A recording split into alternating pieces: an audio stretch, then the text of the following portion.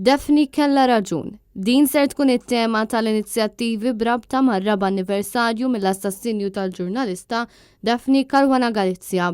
Waqt konferenza tal-aħbarijiet il-President tal-Aqda Repubblika Robert Aquilina saħaq li dan huwa wkoll l-ewwel anniversarju minn mindu xarejn ilu ġie ppubblikat ir-rapport tal-inkjesta ta' 3 imħallfin dwar l-assassinju ta' Caruana Galizia u l-Gvern għadu ma ħa l-ebda pass konkret biex jimplementa ir-rakkomandazzjonijiet tagħha.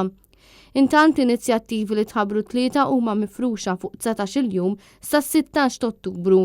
Fost l-oħrajn ser tkun qed tintramma esebizzjoni dwar l-istejjer ta' Daphne Caruana Galizia f'postijiet pubbliċi fosthom ir-Raba Għawdex, ir-Raba Malta, ħal-Qormi, Taslima kif ukoll il-Belt Valletta.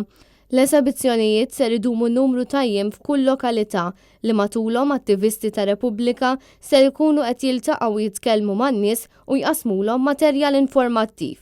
L-inizjattivi jiġu fit-tmiemhom propju fis-16 Ottubru fejn ser tkun qed issir laqgħa silenzjuża fil-Bidnija u d-9 f'suffraġġju għal Daphne Caruana Galizia kif ukoll velja quddiem il-qorti. F'kumment li tal il-Net News il-President tal-Aqda Repubblika spjegalna l-importanza ta' dawn l-inizjattivi. Din is-sena qegħdin nibdew din il-kampanja tagħna 19 jum qabel l-anniversarju biex ninvolvu kemm jista' jkun nies. U għal din raġuni wkoll qegħdin noħorġu l-barra mill-Belt Valletta u ħankunu qegħdin immorru fil-bliet u l-ħula Maltin u Għawċin. Nappella li pubbliku sabiex iżuna permezz ta' exhibition li ħanamlu f'5 lokalitajiet differenti madwar Malta u Għawdex u sabiex imbagħad nhar is-16 Ottubru jieħu sehem fil-velja li ta' kull sena nagħmlu fil-Belt Valletta fis-7:30 ta' filgħaxija.